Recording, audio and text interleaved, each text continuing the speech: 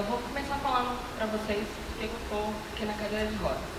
Eu tenho um problema, uma doença chamada distrofia muscular de cintura, do tipo cintura. Ela atinge a cintura pélvica, escapular, e é degenerativa e não tem cura. Mas, grosseiramente falando, ela... Nossa, não é nada aqui. Ela é falta de força na musculatura do corpo. Então, tudo que precisa de muita força, ou eu não consigo fazer, ou eu preciso de ajuda.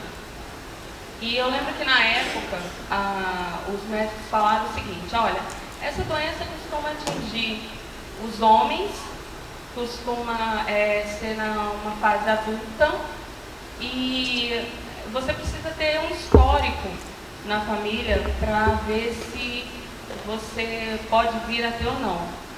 Mas como a minha família é muito especial, ela deu em mulher aos 11 anos de idade e irmãs.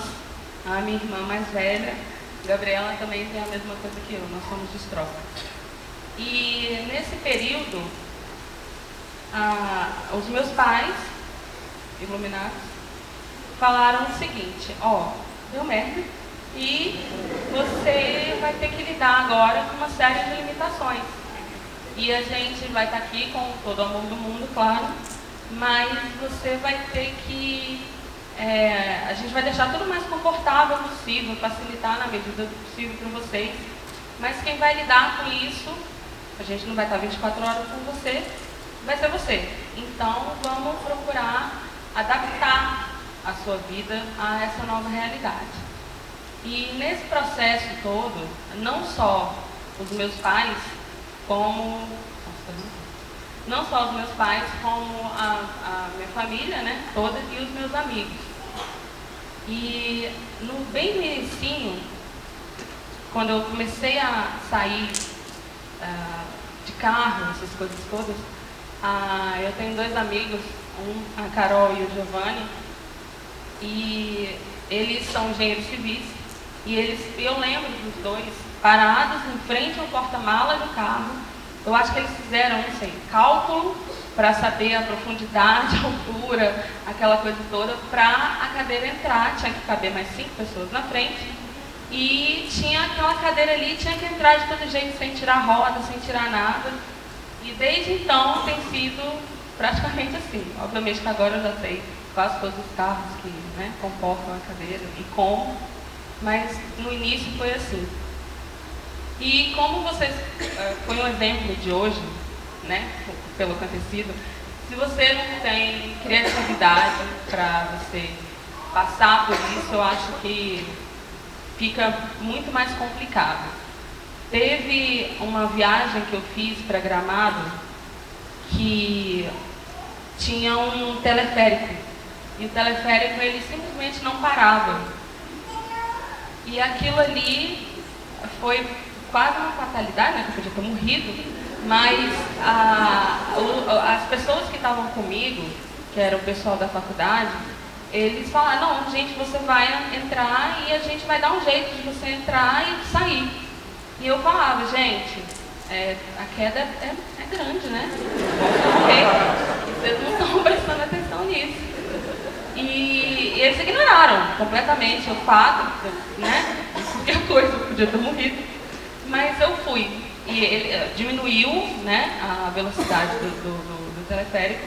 E na volta, que assim, para entrar foi tranquilo, mas na volta eu falei: como é que eu vou sair desse troço andando? Que não para, né? E quando eu olhei para frente, tinha mais ou menos 3 amigos meus em posição de goleiro, assim, esperando a bola. E na hora eu olhei e falei: meu Deus, se der alguma besteira ali, eu não sei o que vai acontecer, porque eu morro, né? De fato. E quando a minha cabeça estava para um lado, meu braço para o outro, mas para variar, deu tudo certo, né? Eles foram bem criativos. E eu conto muito que, por exemplo, na minha família, muitas pessoas, a maioria das pessoas acham que quando você tem um filho distrófico, um filho com deficiência, tem aquela coisa de, tadinha, não anda, né? Vamos deixar ela dormir mais um pouco, vamos, não quer ir pro colégio, deixa. A minha família foi bem ao contrário. Foi tipo, minha filha, se você não sair de frente dessa televisão agora, eu vou rachar o seu cérebro.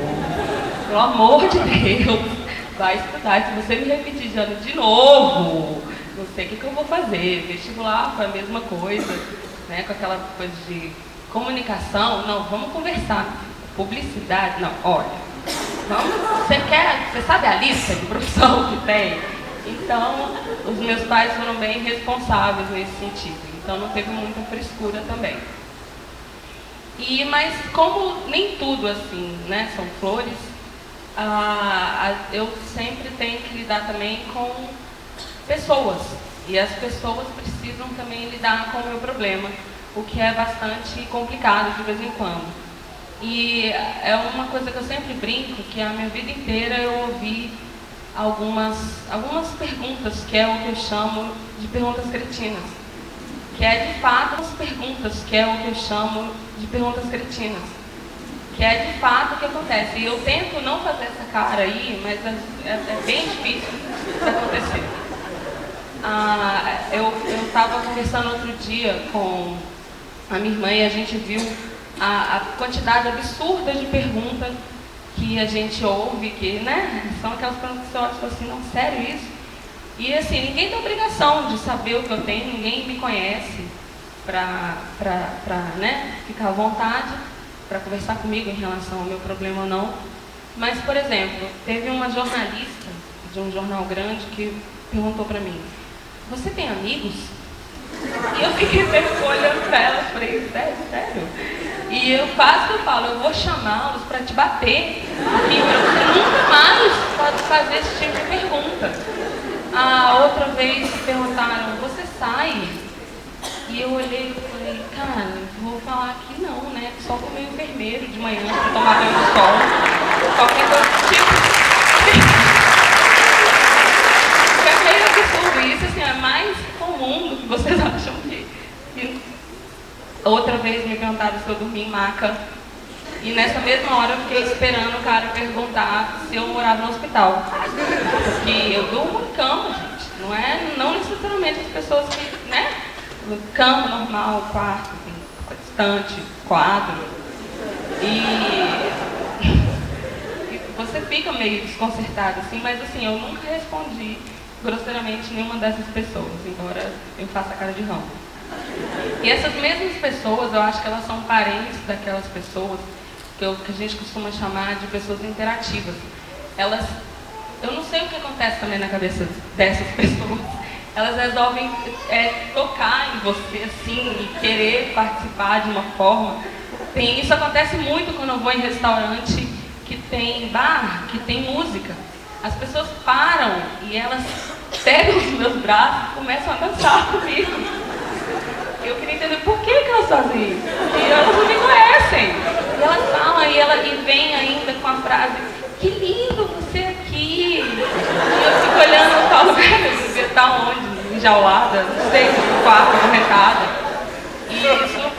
E essas mesmas pessoas, eu acho que elas são também amigas daquelas que costumam, por exemplo, tem pessoas que param atrás da minha cadeira e elas começam a sacudir. E eu nunca entendi por que elas fazem isso. Eu não sei se é uma forma de dar oi, mas elas sacodem e eu fico pensando, se você está com seus amigos e eles param assim, estão numa roda, você sacode os seus amigos para dar oi, porque a cadeira faz parte de mim. Aí eu fico assim. E né, ela está acoplada praticamente. Ela sou eu. Então o que acontece com a cadeira, acontece comigo.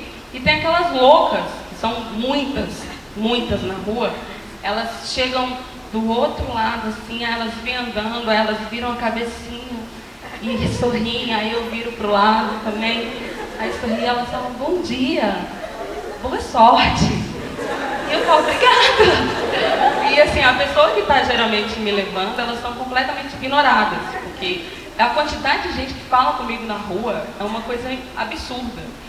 Teve outro dia que eu estava numa confeitaria e com a minha prima tomando café normal, como pessoas normais, e veio uma pessoa, não sei, da sombra, ela saiu e me abraçou e me deu um beijo na bochecha e saiu. Aí minha prima falou, você conhece? Eu falei, claro que não! Porque eu não conheço a metade das pessoas que falam comigo. E é sempre assim. E aí quando eu virei, ela também fez aquela cara de que bom que você está aqui, que você saiu da sua casa, né? Está participando da vida social. Mas isso tudo, na verdade, você precisa se acostumar, você precisa se adaptar, que é uma coisa que eu sempre falo. Se você não é que assim, todos os problemas do mundo vão ser resolvidos se você for uma pessoa criativa, mas se você parar um pouquinho para ver como é que você tem uma série de alternativas, como arrebentar o negócio para você sair, que por sinal foi a mesma pessoa que mediu a porta-mala, que arrebentou o negócio, você vai ver que as coisas costumam ser muito mais leves, e você vai conseguir passar por uma série de problemas. Não que todos eles você consiga, mas, por exemplo, até para coisas boas, se você ficou rico, você vai ter que se adaptar a essa nova realidade. Vai ser mais fácil, mas você vai ter que se adaptar à nova realidade. Se você separou, vai demorar um pouco, mas você vai conseguir também. E não é uma coisa difícil, é o que eu sempre falo. Se você conseguir enxergar as coisas boas que existem, como amigos que conseguem arrebentar as portas, que conseguem te pôr num carro, que conseguem te enfiar no teleférico andando, mesmo que você possa morrer, enfim, essas coisas todas, as coisas eu acho que fluem muito mais rápido, muito mais leve. Obrigada, gente. Boa noite.